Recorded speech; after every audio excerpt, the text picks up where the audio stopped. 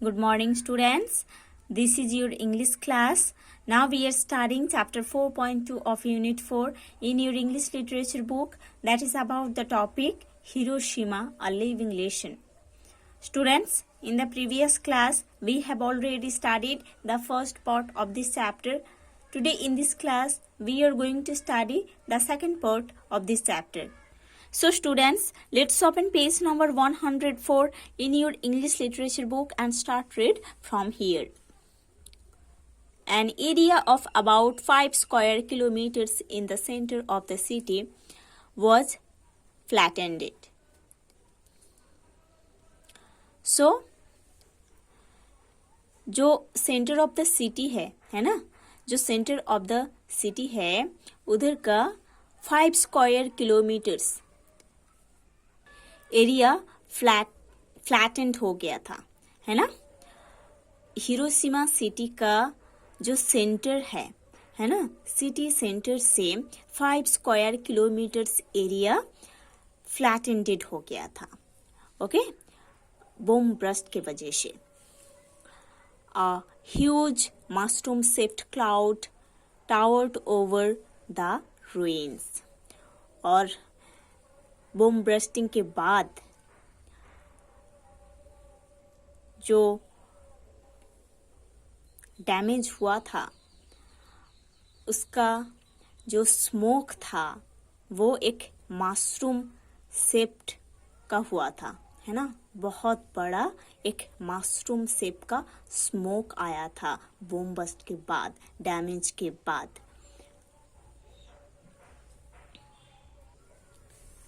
Almost everything was destroyed.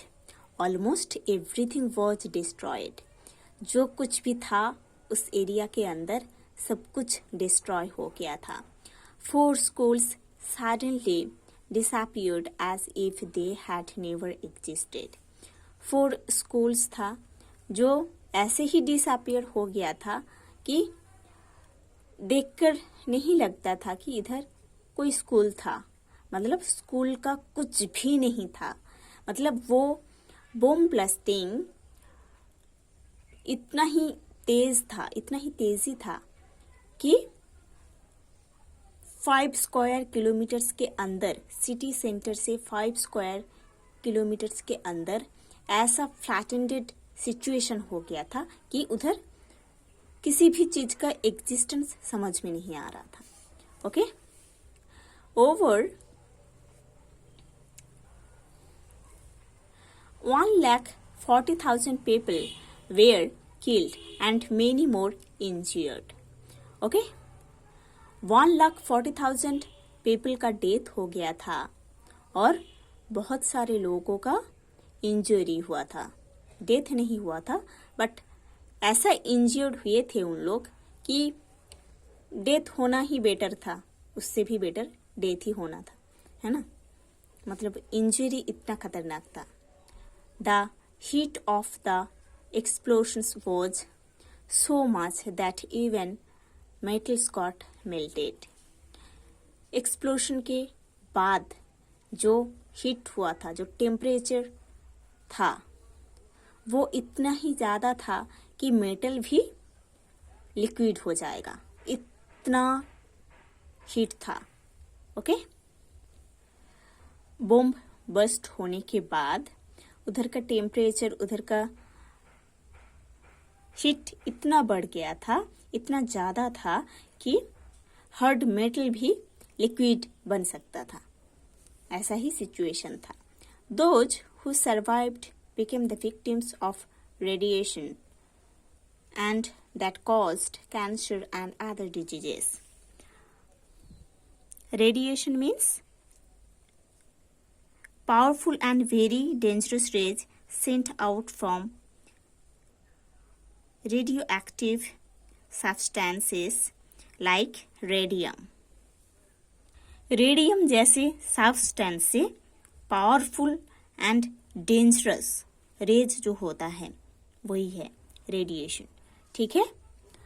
सो जिन लोग survive किए थे उस टाइम, है ना, जो विक्टिम्स सरवाइव किए थे, जिन लोगों का डेथ नहीं हुआ था, बस इंजर्ड हुए थे, है ना, वॉन्डेड हुए थे, तो उन लोग उस रेडिएशन में थे, है ना, पावरफुल एंड डेंजरस रेज के प्रभाव में थे।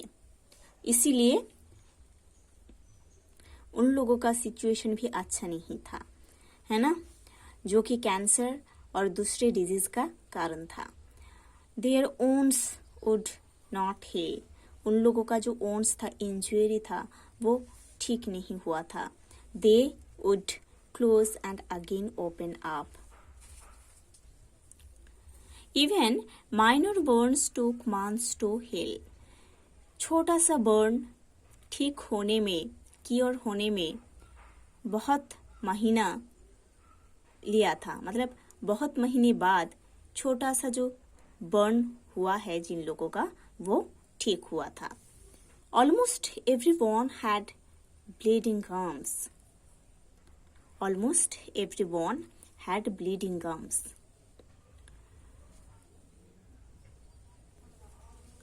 The fall of hair became a common problem, leaving many men and women almost bald.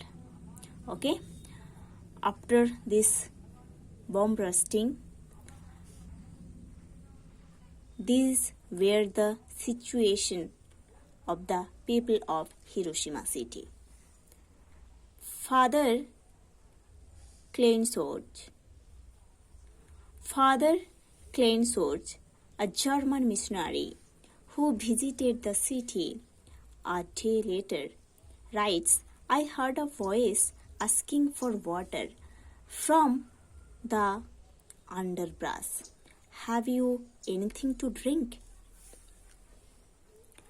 Now see, missionary, a person who is sent to a foreign country to teach people about Christianity.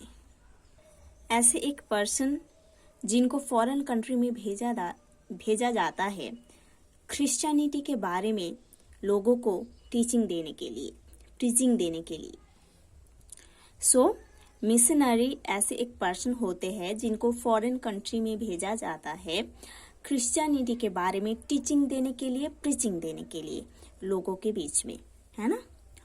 So father क्लेनसोर्ज एक German missionary थे। उन्होंने इस incident का एक दिन बाद उधर visit किए थे। उन्होंने ये लिखे है, I heard a voice asking for water. मैं एक वॉइस सुना था जो पूछ रहे थे वाटर के लिए। From the underbrush. Okay, underbrush means a mass of bushes and plants growing close together under trees in a forest. Okay, एक mass of bushes होता है, एक mass of plants होते हैं जो कि किसी trees के नीचे से grow करता है और ये forest में होता है। Okay, सो उन्होंने ऐसे लिखे है कि कोई एक पर्सन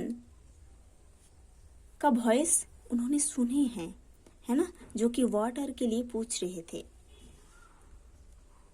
और अंडर ब्रश से, है ना, ऐसे एक मास ऑफ बुशेस के अंदर से, ऐसे एक मास ऑफ प्लांट्स के अंदर से उन्होंने एक वॉइस सुने थे जो कि वाटर के लिए पूछ रहे थे, have you anything to drink?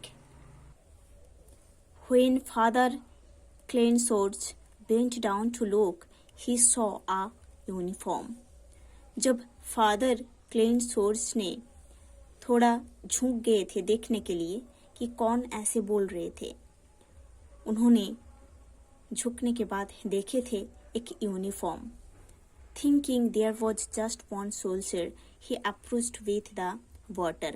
उन्होंने सोच रहे थे कि इधर एक ही सोल्जर है जिन्होंने वाटर के लिए पूछ रहे थे, इसीलिए उन्होंने वाटर लेकर उस सोल्जर के पास गए थे। But he saw there about 20 men, and they were all in exactly the same nightmare state. Nightmare is very frightening and unpleasant. Very frightening and unpleasant, बहुत terrible, horrible condition जो होता है, ठीक है. So फादर क्लेन सोर्स ने water लेकर soldier के पास गए थे. उन्होंने सोच रहे थे कि उधर एक ही सोल्जर है जिन्होंने वाटर के लिए पूछ रहे थे. बट उन्होंने जब फादर ने जब उधर पहुंचे तो उधर देखे कि उधर अबाउट 20 मेन है ना, 20 पर्सन थे जिन लोग एग्जैक्टली ऐसे टेरिबल कंडीशन में थे, है ना, ऐसे हॉरिबल सिचुएशन में थे. Their faces were wholly burned. उन लोगों का जो पूरे फेसेस था बर्न हो गया था. Their eye sockets were hollow. The fluid from the melted eyes had run down the cheeks. उन लोगों का जो आई सॉकेट है वो हलो है, एम्प्टी है, और उन लोगों का जो आई सॉकेट है वो मेल्टेड होकर चीक में गिर गया है, ठीक है. सो उन लोगों का जो फेस था वो पूरा बर्न हो गया था और आइज के अंदर जो आइज सॉकेट नहीं था वो मेल्टेड होकर चीक में गिर गया था. 2 months after the blast, Hiroshima's trams were moving again. ये बॉम्ब ब्लास्टिंग का 2 महीने बाद हिरोशिमा का जो सिचुएशन वो धीरे धीरे ठीक हो रहा था. But most of the city was still a wasteland. But उधर का जो मोस्ट ऑफ द सिटीज है, आधी से ज़्यादा जो सिटीज है वो वेस्टलैंड हो गया था. Rebuilding is still going on to this day. Rebuilding उस दिन तक चल रहा था. There are a number of clinics to help the bomb survivors. A bomb, atom bomb survivors, those who were saved while others were killed. Survivors का मतलब ये है कि जिन लोग बस इंज्योर हुए थे, जिन लोगों का डेथ नहीं हुआ था बट इंज्योर हुए थे.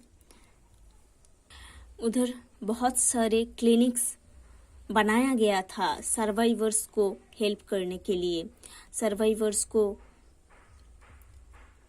क्योर देने के लिए उधर बहुत सारे क्लिनिक्स बनाया गया था. Hiroshima has various memorials and shrines built to commemorate what happened in 1945. Commemorate to remind people of an important person or event from the past by holding a special function. ऐसी एक special function जहाँ पर एक रेमिनिशंस और remembrance का function, जहाँ पर past में ऐसा कुछ इवेंट को शो किया जाता है और ऐसे होता है, ऐसा कुछ फंक्शन होता है जहाँ पर पास्ट में ऐसा कुछ इंसिडेंट हुआ है, उसको रिमेम्बर करने के लिए इस फंक्शन को किया जाता है. और पास्ट में ऐसे कोई पर्सन है, ऐसे कोई पर्सन थे जिनको रिमेम्बर करने के लिए फंक्शन किया जाता है. ओके, सो कोमेमोरेट मीन्स ऐसे एक फंक्शन है जहाँ पर पास्ट इवेंट्स को रिमेम्बर किया जाता है, ठीक है. सो Hiroshima has various memorials and shrines built to commemorate what happened in 1945. So 1945 में हिरोशिमा सिटी में जो कुछ हुआ था उसको रिमेम्बर करने के लिए बहुत सारे ऐसे